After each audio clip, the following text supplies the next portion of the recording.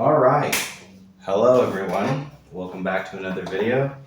It's Oni, your local random guide to all things natural, supernatural, and probably, hopefully, helpful. Okay, so today we're going to talk about human needs and how to fulfill them. Full them. Oh my gosh. Okay. Fulfill them. Okay. Using the red marker today. Okay. So, human needs. What are they? How do they work? How do we get around them? And what good is it to know them?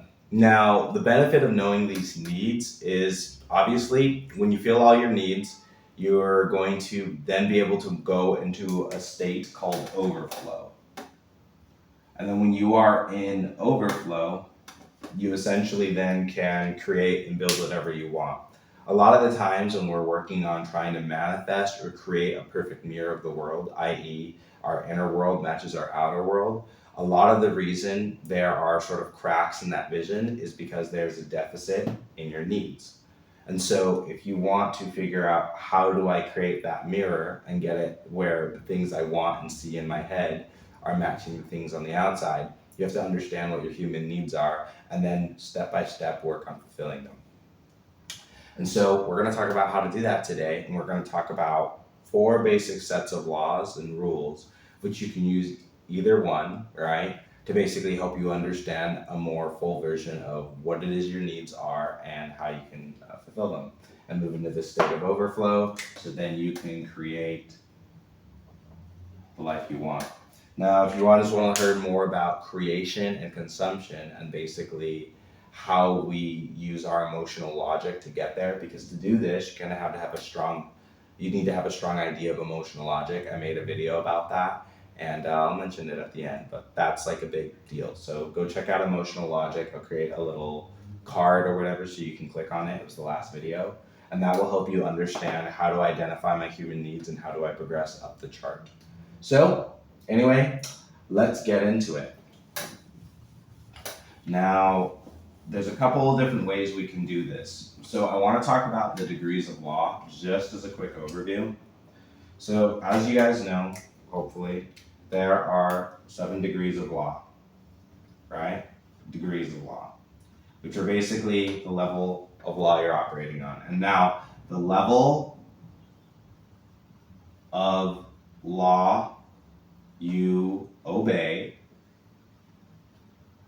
will dictate your, I don't know why I put that there, your reality. Okay? So the level of law you obey will dictate your reality. So if you obey 7th degree law, right? So 7th degree is down here at the bottom, right? It's a vast set of laws that are essentially infinite, right? It's very confusing. 6th degree law is built on 12 essential steps. 5th degree law over here is built on 7 steps. When we talk about our needs, this is the step we're going to be talking about. Over here, we have 4th degree law, which is essentially 5 steps or 5 laws. 3rd degree law, which is 3. 2nd degree law, which is 2. 1st degree law, which is 1. So obviously we see that the closer we are to the top, the simpler it becomes, the more exact your mirror is, right? So here we have 3 degrees, 3 laws. So this is an exact mirror. So if you want to have your inner world and your outer world perfectly matched, you need to be living by 3rd degree law. Why? Because as a human being, you're a 3rd degree being, right? So when you know who you are as a human being, or you're not really a human being when we're talking to it, but like that's beside the point. But as a human being, as a spirit rather, who is experiencing the human existence, you're a 3rd degree being. So when you live by 3rd degree law, life begins to mirror exactly who and where you are. Now, or it even starts to excel. It starts to live in accordance with your being, right? Now, what we're going to be talking about in terms of human needs, it's here, right? It's at step 5. So obviously, once you figure out this framework, you still obviously need to still move up to the higher framework of 5 steps in 4th degree law until eventually you get here, which is where you have a perfect exact mirror, right? But obviously this is for the people who are at this step. And then if you're like, well, what are the steps before that? And to check out the emotional logic video. This is a really good idea to help you with this step. And if you're down here, just watch this video and decide that you're moving away from it. So 7th degree law, remember, is characterized by complexity and confusion. So if you feel a lot of complexity in your life and confusion, it's because that's the level of law you're living by. Now, don't feel bad about, I would say about 80, majority of people you know are living by 7th degree law. So there's a lot of complexity and a lot of confusion. Now, obviously, we have different facets of our life. So sometimes it's possible to be living at 3rd degree law in one aspect, the 7th degree law in another aspect. But typically, the way we do one thing is the way we do everything. So usually that means we'll usually meet in the middle here. And that's usually why if you can master 7th degree law, especially as a mental, right? Because here in these laws, these are the mental plane. So in the mental plane, what happens here is that if you just are able to fill your mind with these and wrap your head around these concepts, you'll begin to see shifts in the physical plane, your physical reality, right? Because something you need to understand, this is another one, physical reality. Actually, let me put this in black. Physical reality is the effect, not the cause. And that's a really big one. Physical reality is the effect, not the cause. Okay? So that's a really big thing to know and understand. So everything that's happening in your spirit, so this is up here, and these 1st degree laws, these are spirit, which is basically things beyond taste, touch, and smell, but is based in your feelings, right? So emotions. And then mental is based in your thinking, right? Thoughts, words, constructs, ideas all exist here. And then obviously physical reality, boom, here. So everything starts here from the spirit because everything is spiritual. And then everything begins to trickle down into a thought. And then what allows and that manages to come through material reality eventually shows up in physical reality. So a majority of existence is spirit.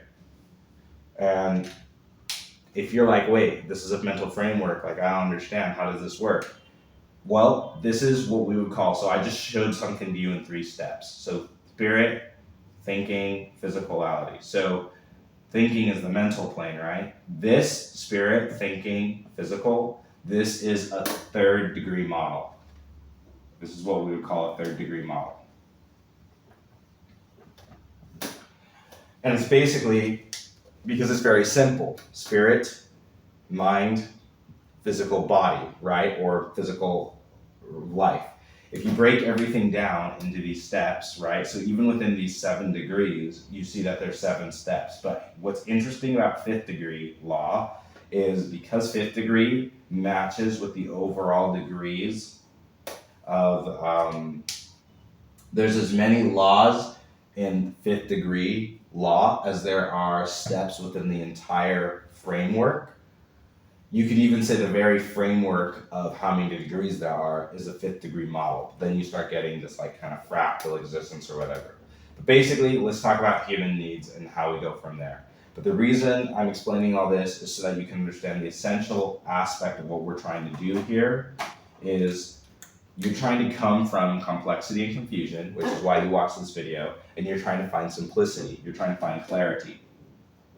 And so the idea is you're going to find more clarity as you go up the scale. Now, you might not accept it, right? You might not be like, well, there's no way life can be that simple, right? But the idea is that if you learn, you will understand. And then as you come to understand, you'll experiment and then you'll see it play out in the world. And then as you see it played out in the world, that will then reinforce your beliefs, which we will then see more of it, so on and so forth, because you are ultimately a creator. And that is what you were designed to do. You're a creator. And to be a creator, you just have to start with these three simple things: spirit, mental, and then create it into the physical. So you have to feel it first, you have to see it, and feel it first, then you have to think and create the ideas for it, and then it will show up in reality, physical reality. And that's it. That's how the entire model of reality works, right? So everything just starts here and like in a very practical sense, right? If you want something, you think I'm hungry, that starts with the feeling, then you think the thought, I'm hungry, and then the physical effect is that you go out and you search for food and then you eventually find food, right? It happens like that. So just this is a very basic, non-esoteric sense, just this is how reality fundamentally functions. It's important for you to understand that in order to understand your human needs and how that works. Because most of the time when we think of needs, we only think of the physical needs, right? The physical needs, remember, are only a reflection of our spiritual needs at a higher paradigm. So let's move on. And remember, physical reality is the effect, not the cause, and the level of law you obey will dictate your reality. So if you obey a higher law, you will have a higher reality. Simple as that. Okay? So let us continue. Moving away from a third degree model, we are now going to go into a fifth degree model.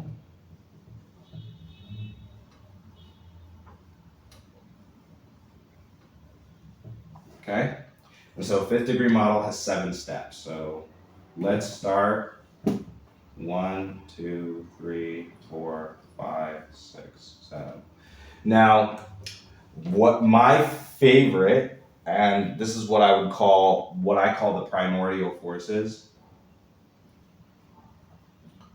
I feel like in terms of tapping into who you are, this is my absolute favorite model for understanding your progress as a person, and I found to be the most logistically, emotionally, and just tangibly consistent of all the models I've seen, right? Let me go check here. I want to make sure my phone's still recording. I always get words about that. I hate to talk and do this, but I don't have someone to look at. Anyway, so primordial forces. So here's what it is. The very first step is joy. After that, you have faith. After that, you have sovereignty. You guys have probably then seen this word a lot more pop up. It's a very important word, sovereign. Then you have grace. After grace, you have surrender. Then after surrender, you have service. And then after service, you have truth. Or love. Booyaka.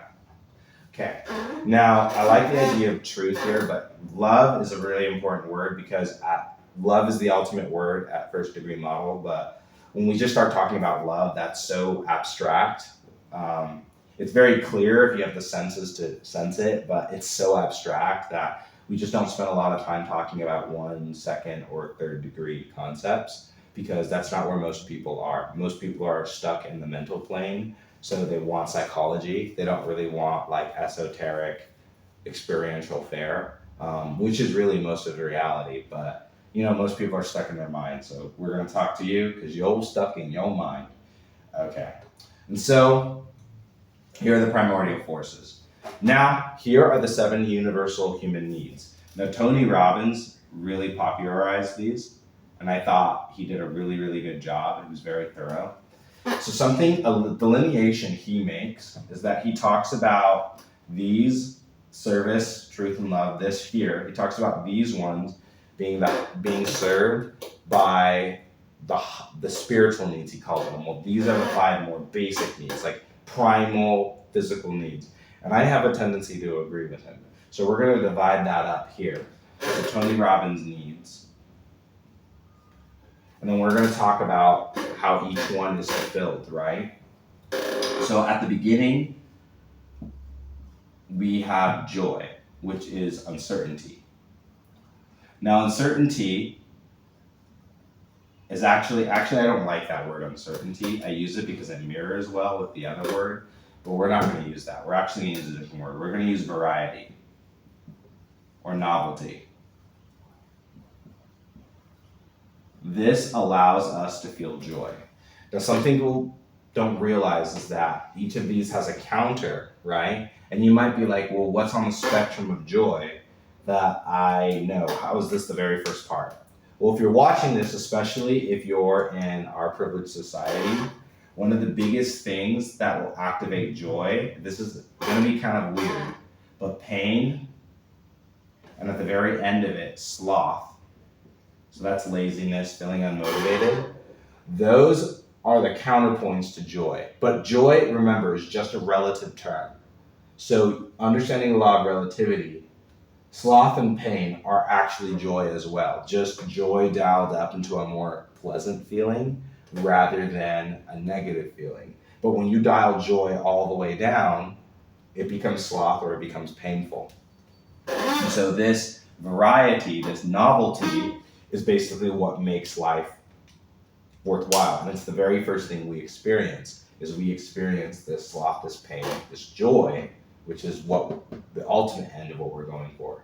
And that is what corresponds here with this first step. So this is the first thing we want to tap into if we want to start moving and fulfilling our needs. When we have this fulfilled, then we move on to the next step, which is faith. Actually, I'm going to go through, write all the needs down first, then we'll go through and explain each of them one by one. So at faith, we're going to have one that is created through certainty, or I like to call it security. And you'd be like, wait, security comes after novelty? Yes, right? Because most people need this. If you have all security but no variety, you're going to be in a much worse position to advance than if you have all pain and variety to move towards certainty. This is why most people can make this jump. Most people will spend their existence in right here. This is like 80% of people right here. Most people never get past here. All right, they're just stuck here trying to jump from the pain and sloth into certainty and security, right? And then the reason for that is because they never developed this trait of faith. We'll dive into that, but I want to keep going, right? So then after we have variety and security, we then move into sovereignty. Now, sovereignty is basically where you start taking your need like more seriously. So this is significance. Significance. Okay. So significance. And significance is basically feeling like I'm important. I have my own rules and I matter and like I'm here, right? And so this significance is important because here is where we start stepping into the more, how would I say, the truth of what is happening and what is going on, right? Who we are and what's coming online. And so, in this significance is just feeling like, hey, I matter in the world, I'm big, I'm important. And then here at Grace, right, we'll talk about its opposite, but here at Grace, you now feel this sense of love. Now, love in this sense, this is a very interesting point, right? Because this love is the purest sense of love, which is about the love you give, not about the love you receive. So it's not talking about the system of love. It's not talking about love as a way of breathing in and out, right? It's talking about love in the sense that you're willing and able to give and you're willing to participate. At this level of grace, you might even call it more like divine participation, right? Because that's really what's going on here, is you have this sort of divine participation that you're willing to do, right? And then when you start moving towards this, you have the last one need that comes online, which is connection.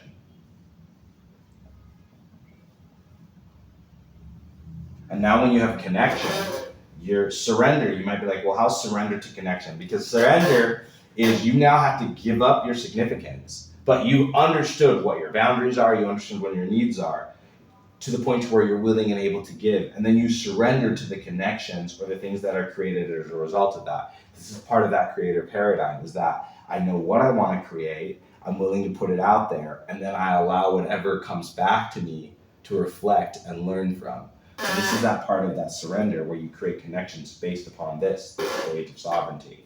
And this is where you would say 5 essential core needs are met.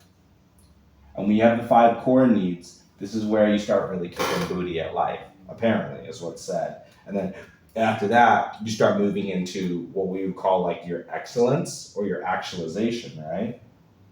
And so in order to go from here to move into this, you start moving into service. And service is based in contribution, right? So contribution is feeling like I'm giving something to the world, that I'm really making a big difference out here, and that I'm making, that I'm doing something.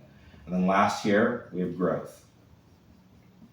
Growth is living your truth and feeling like you're evolving, right? Feeling like I'm becoming who I need to be and that I'm moving through what I need to become through my actualization. Now, let's talk about what each of these really kind of means in more detail. So here, when we have the opposite of faith, we're going to have envy over here. And you might be like, envy? What is that? Like, how's that envy? Well, typically when we are looking at others, and the thing is, once again, I would say about 80% of the world, like I really think most people are stuck between these two paradigms. They never get past here. They never in any very powerful way are able to move back here. You might find people who in moments or in circumstances are able to move higher past here, maybe in their job, their career, or a really well-established family. But to really have these integrated into yourself, you'd have to be able to demonstrate this with a stranger, right? Essentially a stranger, and make it about fully you and not necessarily your environment or the circumstances that person's in. And very few people can do that. Most people, they're constrained to their environment or systems to get all their needs provided for. They're not able to build that within self-sufficiency, which means they're limited in their ability to create, right? So, yeah. So a lot of people envy. So a lot of that is looking up at others and, wanting what they have. This is why I think social media is so prevalent. A lot of it's based on vanity, where people will show off things because what's happening is they're trying to move from faith, the sense of certainty, into the sense of significance, but they don't understand that obviously, in order to advance, you have to really find faith in something proper. And so when you have faith means to believe or have a belief or to invest in something that you know is true but have no evidence of, right? So this is where we're still right here, and this is really important for me to break this down, is that this is when we're still here on the physical plane, right? So obviously this is reverse. This is going to be a reverse of everything we're doing, because these are the spiritual needs, right? These are spirit. And then right here, significance, love, and connection. These are your mental, right? So in the physical, we need novelty and we need certainty. And if you're trapped in the physical realm, basically using the physical realm as your mirror of reality, you will never advance beyond sloth and envy. You're always going to struggle with laziness. You're always struggle with envy, wanting other things that aren't in your reality, because you haven't necessarily established faith. And faith is that gateway, because it's the willingness to understand that there's truth in things that are beyond the physical, which is mental and spiritual. And it doesn't necessarily mean, essentially it does come down to a belief in a higher power or in God, which you could put faith in. But the thing is, most of the time people will put their faith in things like money. They'll put their faith in things like the government. They'll put their faith in things in politicians. Once again, all physical representations would then create envy, because that creates pain, because they still have not mastered this trait of faith. So if you want to move past the pain of faith, you have to let go of envy, and you have to be willing to trust in things that are beyond political or even religious spheres, right? Because oftentimes a lot of people's visions of God doesn't even fully come into this sense of faith, right? And the reason for that is because naturally, when you evolve, you're going to move into sovereignty. And sovereignty is the opposite of gluttony. Now, gluttony, a lot of times people think of just with food, where you're just stuffing your face and just trying to fill this empty hole. But really, what it means is you're trying to look for self-worth in things outside of yourself. And so, what that means is when you have gluttony, it's this unsatiable, like unfillable hole where you're constantly looking outside of yourself and you're constantly looking for other people, other things, money, more food, more. You're just always looking for more because you don't have a sense of self-worth. So right now, sovereignty really and gluttony is really about your worth and being filled in your worth. And so the pain of gluttony comes from not feeling your worth and not feeling who you are. And so to gain in that sense of sovereignty, it's the willingness to be able to endure that pain and really know where your no's are and understanding boundaries, your significance, and recognize that you have a role to play and that as an individual, you matter, right? And so that's what a lot of significance is. And when we really step into that sense of significance, that's a big deal. Now, a lot of people, when they get here, they come to this place of independence, and they're like, "Oh man, I figured it out. I've really got it, man. I've really done it. I've like mastered it, man. I'm the figure it out." Because most people at sovereignty, once you get to sovereignty, probably about 15% of people are sovereign. That's it. So you're like saying, wait, so 95% is up here? Yeah. So for these last 4 steps, I would say about 5% of people in all the world master this right here. From here on out, this is the last 5%. So I'm saying you can talk 1 out of every 20 people will have moved beyond this. And this is what I would call the personal, or as Stephen Covey would call it, the personal victory. Because most victories are personal. And so most people, they get here in their life, they're good, they're golden, they're like sweet. But remember, you're only halfway through the mental plane. You still a bunch of these other needs that you still need to take care of as a human being. But if you can shut down and go independent and you don't mind having like vices and things that you're constantly struggling with, that's fine. But this is just all the personal victory. This is all the personal victory. So now we're going to talk about the public victory, or how you go out into the world and how we show up. Now, a really big one in the world is for this to click online, you have to move into a place of love, right? And again, I would say like to move significantly into here, this is about what you give. So this is where having families, having kids, these are opportunities to show this. But again, not a lot of people master this ever, right? Because it's a lot of work to figure out how do I love people and how do I give love unconditionally. Which, as much as we might say we love our parents or our parents loved us, a lot of the love we have is conditional. And it's not to say that it wasn't love, but the way I'd say it, it's kind of like what most people think of love as beer, when like real love I would equate to water, right? There's water in beer, there's water in Coca-Cola, there's water in tea, there's water in coffee, there's water in a lot of different things, right? So there's love in a lot of different things.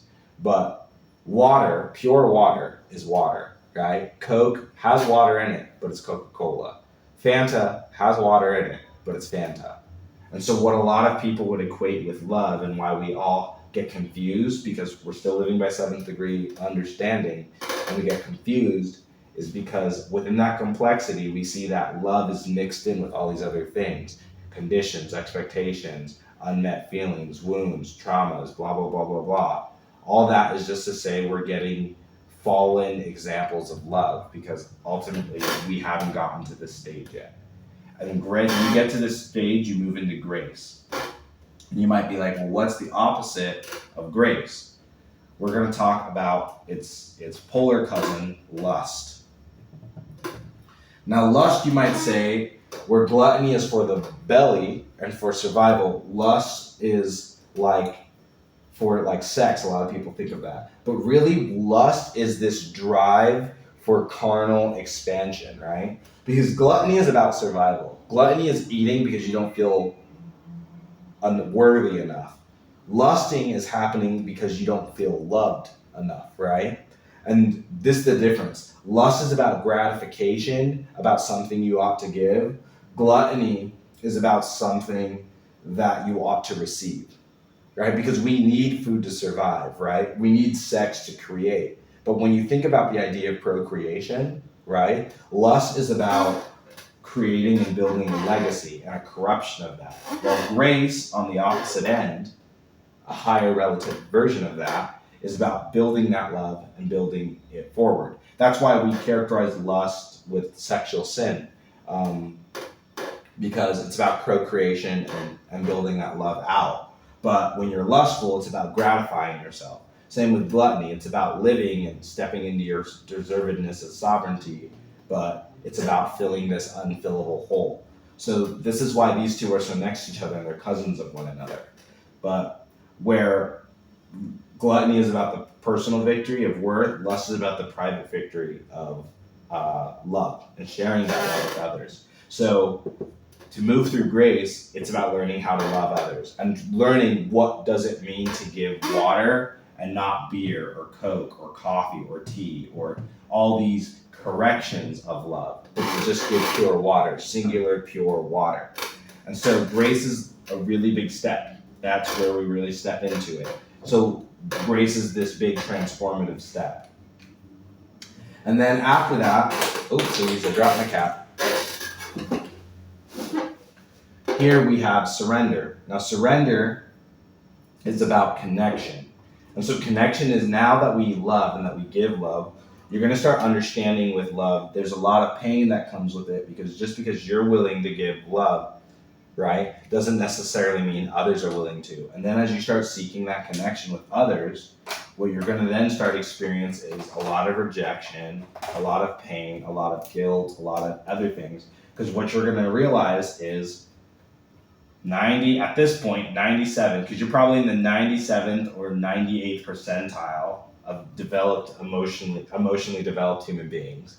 If you get here where you're legitimately living in surrender consistently, 97% of people, so that means out of 100 people, there are only 2 people who understand even what you're thinking and going through. There's you, and then the other 96 are just here.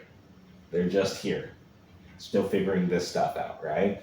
And so if you're up here, you're going to start realizing in this connection that a lot of your core needs to be met in terms of connection, because you're still going to recognize you're human. So even though the love you have is infinite, your energy, your time, your focus is not. So now in surrender, you're going to start understanding, I need to understand that I'm human and I need to submit to that. But at the same time, I don't need that to corrupt my love.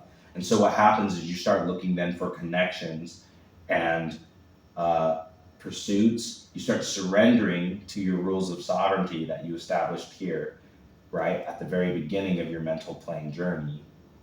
And these come full circle.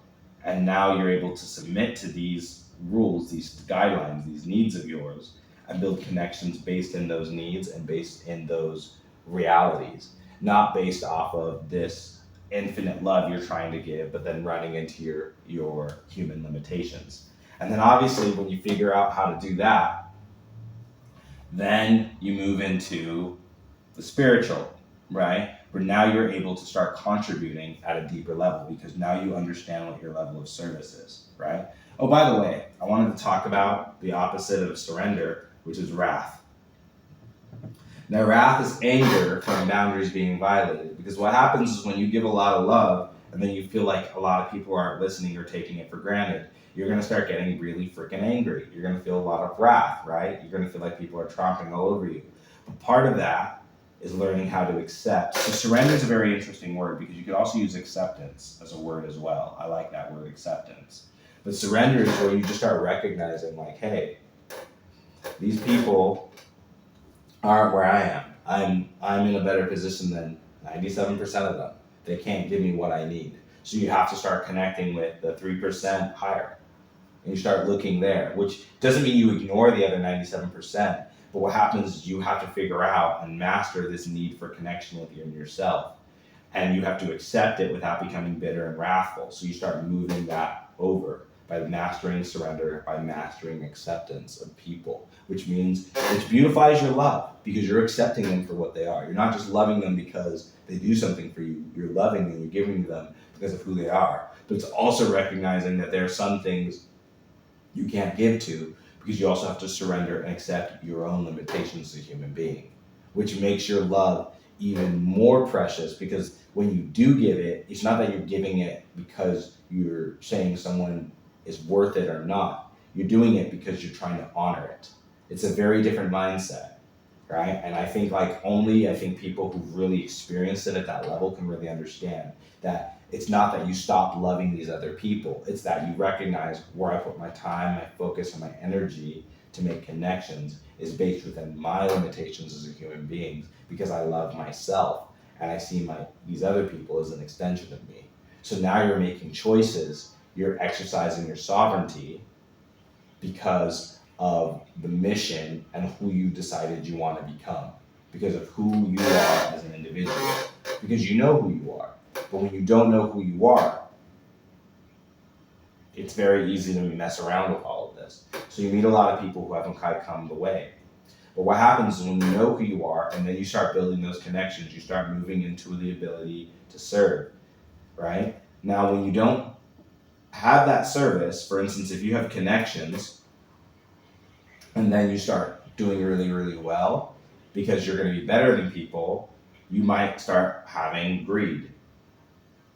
Because, well, now that you're able to serve people and you have connections, you're going to start building a lot of power, and it becomes very easy to become greedy, right? Because you're going to start building systems to get more, to take advantage, to abuse the system that you've effectively mastered because you are moving away from complexity. You've moved towards clarity and simplicity. So because of that, in order to balance that out and not create pain for the world and others, you have to move into a place of service or charity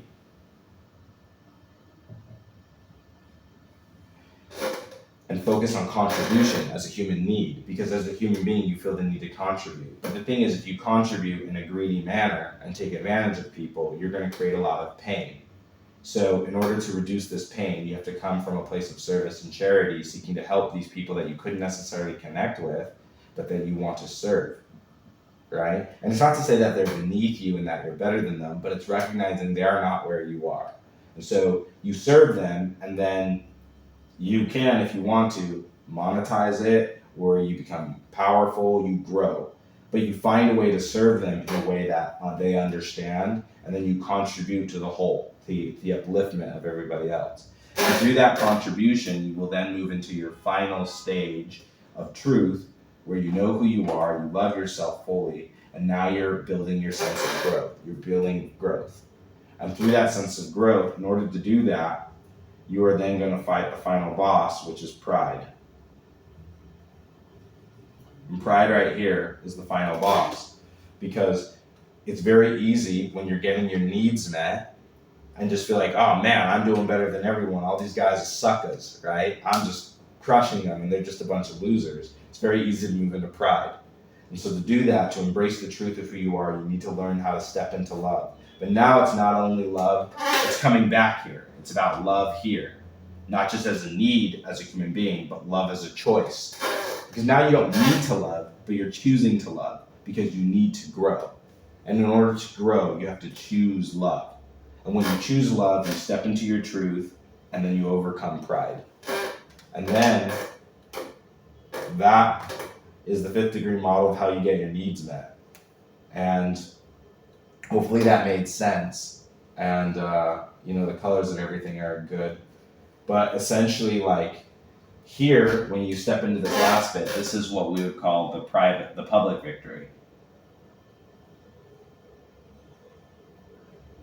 And then when you start having public victory, it's because you're existing on a mental and spiritual plane, right?